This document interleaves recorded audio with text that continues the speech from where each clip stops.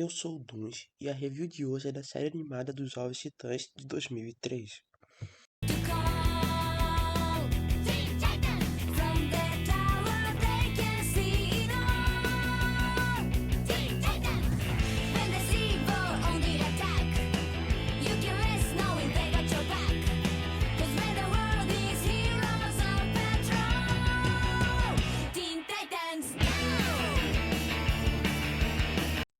O desenho durou entre 2003 e 2006, sendo dividido em 5 temporadas.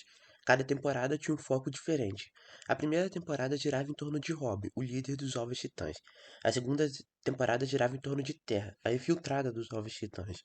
A terceira temporada girava em torno do Cyborg, o segundo do comando dos Jovens Titãs.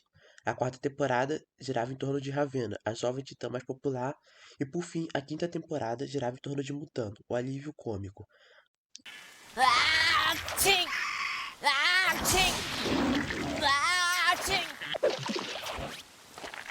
Escorregadio. Nós podemos nos preocupar com isso depois. Agora, o que temos que fazer é detê-lo.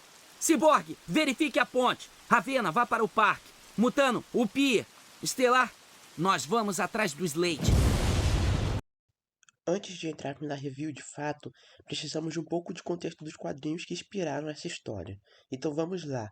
Chris Claremont entrou na escrita dos X-Men, uma equipe da Marvel que não fazia sucesso desde os anos 60, e entrou em uma seção enorme, mas um grupo da DC chamado dos Novos Titãs conseguiam rivalizar com essa popularidade.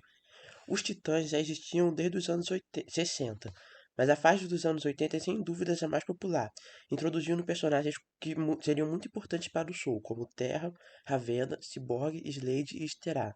Desde a série animada do Batman dos anos 90, a DC começou a criar diversas séries animadas, situadas em todos os cantos do seu universo. Era questão de tempo até que os Jovens Titãs vissem a luz do dia em uma adaptação, e é óbvio que seria uma adaptação das histórias dos anos 80. Conheço 5 bons motivos para você não querer entrar. 1. 2, 3, 4. 5. A primeira temporada do desenho chegou em 2003 e, acreditem ou não, não foi um sucesso instantâneo. Afinal, apresentava muitas diferenças em relação ao seu quadrinho. E foi a primeira série animada da DC desde 1992 que não se passava em um complexo universo compartilhado lembrado até hoje pelos fãs. Muitos tentam encaixar dentro do universo compartilhado desde 2003 e não apresentam uma teoria coerente. Mas, independente disso, muitos afirmavam na época que a trama era boba. Porém, a primeira temporada tem muito a dizer. Anda, Cib, atende. Eu sei que você tá aí. O telefone fica no seu braço. A trama tinha o desafio de apresentar os personagens que não eram conhecidos fora da bolha dos fãs de quadrinhos, para as crianças. Na primeira temporada, vemos a intenção ser muito bem sucedida, visto que existem episódios focados em todos os 5 titãs, que, embora não mostrem suas histórias de fundo, conversavam muito com o público infantil da época. A química entre eles é algo que a primeira temporada põe em primeiro plano. Meu cabelo vai ficar horroroso por 2 meses. Eu não sei, Ravenna. Até que eu gostei do seu visual. Quietinha!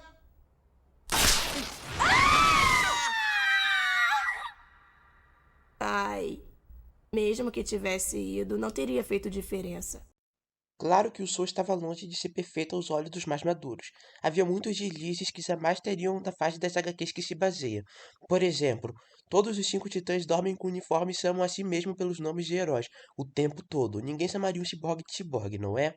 Apesar disso, são erros ignorados pelo público-alvo. Eu nunca me preocupei com isso quando criança e creio que nenhum de vocês. A identidade civil não importa para o Soul. É um pseudonime que não trata seus heróis de forma como gente como a gente, como Liga da Justiça Sem Limites tratava na mesma época, já que Liga da Justiça era focado num público de uns 12 anos. Os Jovens Titãs são basicamente retratados como 5 arquétipos de personalidades relacionáveis, do tipo que crianças de 7 anos brincariam na escola, uma aventura leve, divertida, com forte humor e coração. Afinal, que criança se identificaria com alguém que tem uma identidade secreta? Uma criança não tem uma identidade secreta. Ele descobriu logo e eu ainda não consegui descobrir nada sobre ele. Isso não é verdade. Seja ele quem for, você e ele são parecidos. Slade não confiou em você e você não confiou em nós.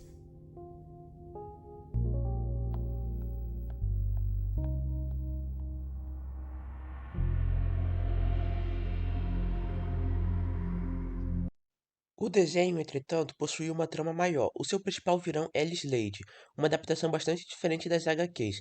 O anti-vilão que matava por dinheiro virou um gênio do crime insano e inclinado a dominar o mundo.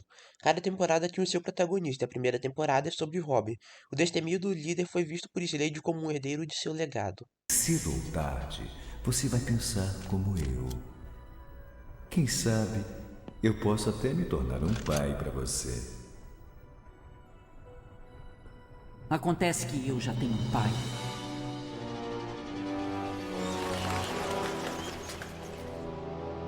Todo o plot da temporada é um tanto simplório, mas vemos Robin se tornar uma pessoa melhor ao longo desses 3 episódios. Sua relação com Stellar é bem estabelecida, com o episódio de Estrela Negra. A relação tornou as palavras de Stellar mais impactantes para nós quando criança, quando a história de Lady enfim chegou no fim da temporada. Pode deixar, cara. Eu já tô indo. Ah. O já mencionado grupo tem sua química entre si desenvolvida, episódios estabelecendo a relação de Ravenna e Cyborg, Mutano Estelar, Ravenna e Mutano, todos bem encaixados nessa primeira temporada sobre como Robin virou o líder exímio e ganhou maturidade. Ter tornado Robin primeiro foi uma grande decisão, uma vez que os membros ainda não têm a maturidade que serão desenvolvidos nos próximos arcos, e sim Robin, o líder, os guiará. Cuidei de você e por isso eu lamento. Eu também duvidei, Stellar.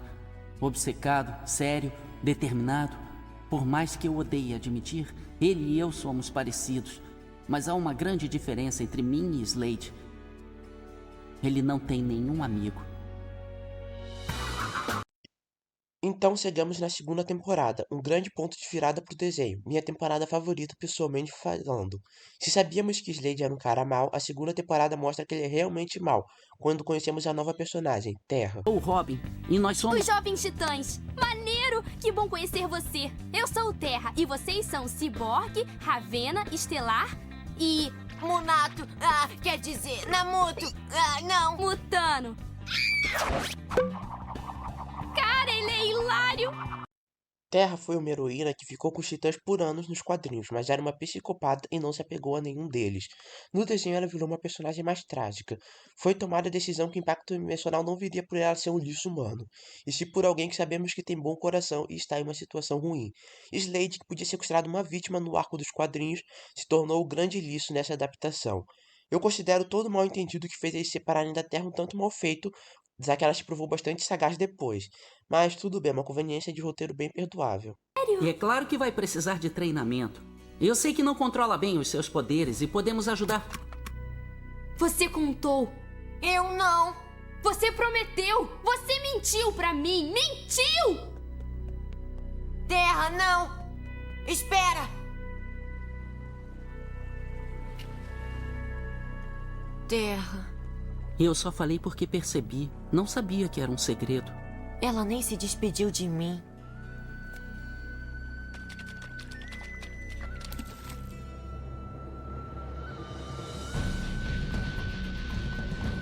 Fuja o quanto quiser, porque aonde quer que vá, a cada passo estará mais perto de mim. Quando a Terra se separa dos Titãs, temos mais um daqueles episódios que fazem os fãs mais maduros revirarem os olhos. Quando Robin vai com uma máscara para um baile de escola devido a um trato com uma mariposa, mas que fazem todo sentido quando somos crianças. Apesar de eu não ter gostado, esses fillers têm um pouco de apelo cômico nas crianças, porém eu não acho que sejam tão engraçados. Isso vale para o desenho todo, na verdade, por mais que sejam divertidos de assistir, esses episódios de 22 minutos dariam ótimos curtas de 6 minutos. Quando eu era atleta, quando eu era humano, adorava superar meus limites. Ficar mais rápido, mais forte, melhor, só me esforçando cada vez mais. Meus treinadores sempre me exigiam 110%. E eu dava a eles. Ainda é possível. Meus músculos agora são mecânicos. Os limites estão aqui. Não importa o quanto eu tente. Só chego aos 100%. Eu não sabia. Bom, agora sabe. Temos um episódio sobre as inseguranças de Cyborg, que viriam a ser o foco na terceira temporada, onde ele enfrenta um vilão literalmente saído de um videogame. Apesar do equilíbrio entre humor e seriedade na primeira temporada ser muito bom, eu diria que esse é um aspecto que a segunda temporada peca bastante. Cyborg, o que houve? Por que você está tão... Velho? Bom, é o que acontece com as pessoas depois de 20 anos. 20 anos? Eu gostaria de dizer que o episódio em que Estelar viaja para o futuro e conhece Asa Noturna em uma realidade onde os titãs se separaram depois dela sumir é um episódio bem forte e que, apesar de diálogos que eu considero meio toscos sobre amizade, emociona bastante por ser personagens que tiveram um desenvolvimento bem estabelecido. Então, qual é o meu time? Enfim, independe de eu não gostar tanto desses episódios cômicos, e sim chegamos em um grande momento. Terra retorna, dessa vez como uma infiltrada de Slade. Gostaria de ressaltar que temos uma referência ao fato de Ravenna não confiar nela nos quadrinhos, visto que quando ela entra, demora um episódio inteiro para a favorita dos fãs se convencer de que Terra é uma amiga. Um toque legal. Depois disso, chegamos ao ponto alto de toda a série, na minha opinião, que quebrou meu coração quando menor. O episódio do parque, na qual Terra vai ao encontro com seu amigo mais próximo da equipe, Mutano, e fica vendo Slade para todo lado enquanto se sente culpada. E quando ela finalmente descobre, depois de uma luta com Slade que não tem jeito, que ela é uma infiltrada, Mutano encerra sua amizade com ela, partindo o coração de Terra e tornando ela uma vilã. Tudo pelas manipulações de Slade. O problema é que a Terra entregou ao Slade mais do que códigos secretos e câmeras ocultas. Ela entregou a gente. Nossas falhas, nossas fraquezas, tudo o que ele sempre quis saber. Após isso, Terra volta, dessa vez sem piedade. Ela afoga Ravenna sem mínima piedade, quase a matando. Tenta matar todos os titãs na verdade. A rejeição deles em relação a ela, enquanto Slade desenvolveu uma síndrome de Estocolmo nela, culmina um episódio bastante perturbador, forte e de grande qualidade, com os heróis dando para ela uma segunda chance, mesmo que seja tarde demais. Meu nome é Terra. Eu fiz coisas horríveis e não me arrependo de nada. Porém, depois disso, temos uma espécie de incoerência, visto que Terra basicamente volta do nada a ter sentimentos pelos titãs, e vemos a situação do episódio anterior se invertendo, com os titãs não mostrando piedade contra ela, apenas para depois perdoarem Terra e ela se sacrificar. Mesmo que o episódio seja emocionante, eu sinto que faltou um episódio entre eles para restabelecer o apego que Terra tinha pelos titãs.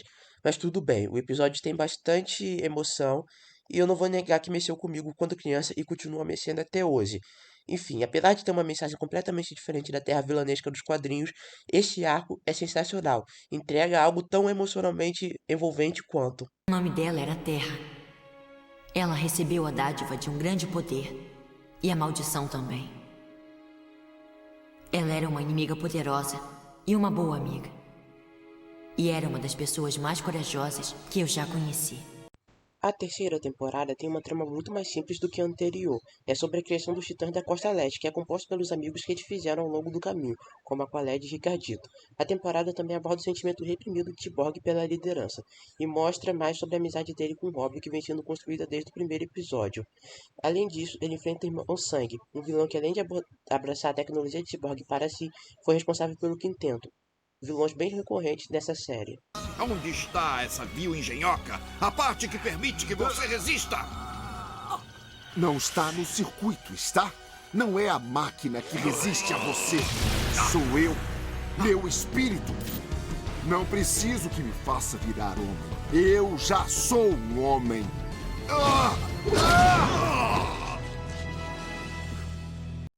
Apesar da comédia seguir no nível da segunda temporada, o ponto alto da temporada são os episódios de Irmão Sangue, como quando o Cyborg entrou para comer a infiltrada ou quando o vilão controlou os titãs da Costa Leste.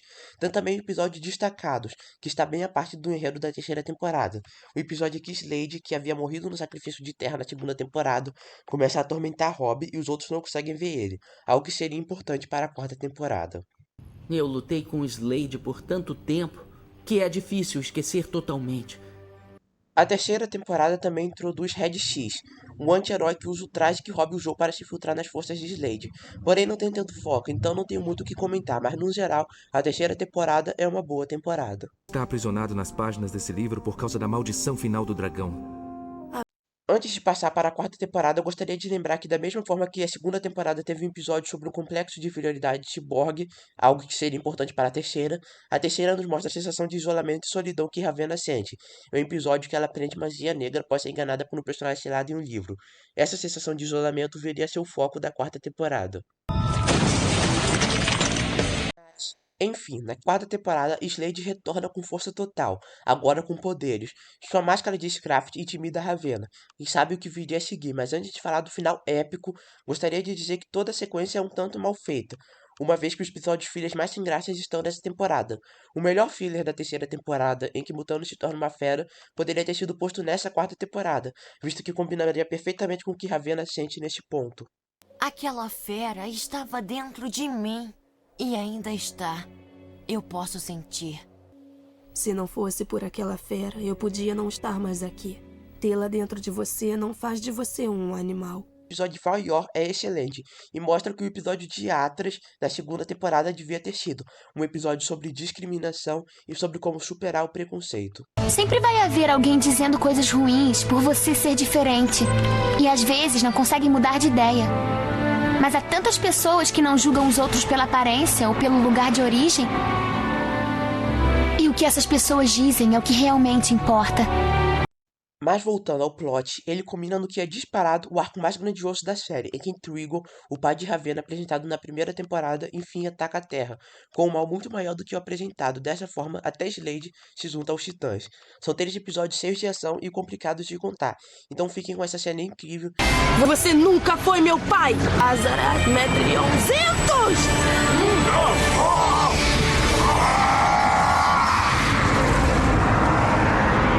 Você ainda é você? Azul ainda é minha cor favorita.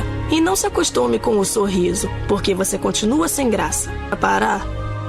Na quinta e última temporada do desenho, a Patrulha do Destino, que ironicamente inspirou os X-Men, concorrente das HQs dos Titãs e a antiga equipe do Mutano, voltam para a vida do Menino Verde e trazem consigo a Irmandade Negra, que pretende exterminar toda a geração de heróis.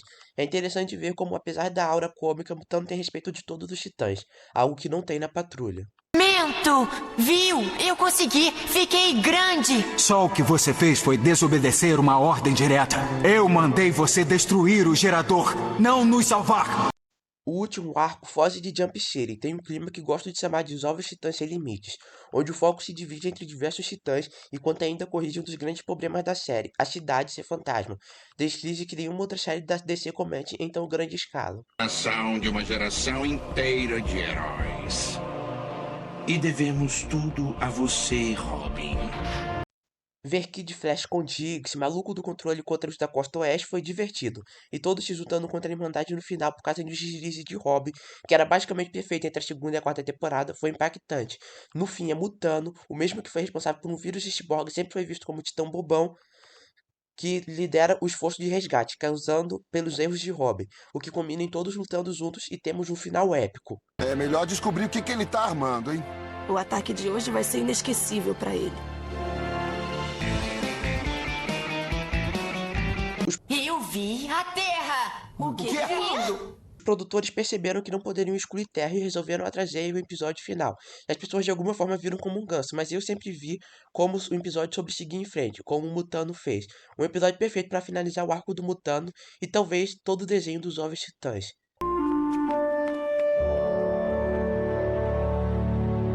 Meu lugar é em Tóquio! Então por que você veio pra cá? Eu já estava indo para as considerações finais, mas devo dizer que criar um filme fanservice depois foi divertido.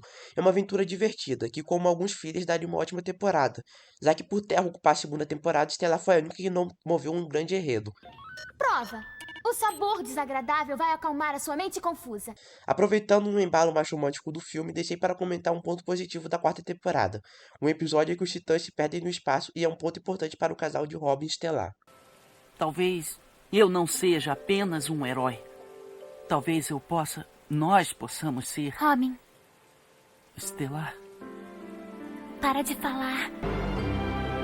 Em geral, o desenho dos Jovens Titãs não é ruim e acerta muito mais do que erra como série infantil, mesmo que tenha alguns deslizes enormes como adaptação.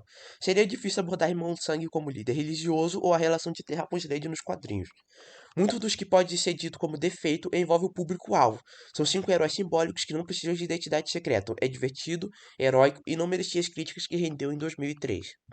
A falta de apelo cômicos em muitos episódios é a parte mais difícil de julgar, devido à relatividade.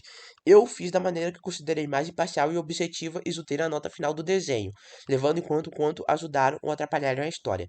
Na minha opinião, Os Jovens Titãs de 2003 leva uma nota 8 de 10.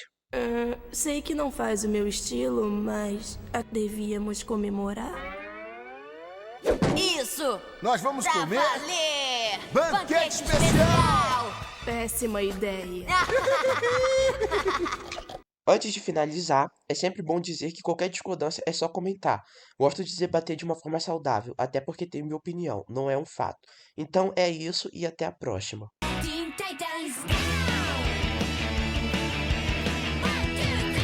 Os Jovens Titãs.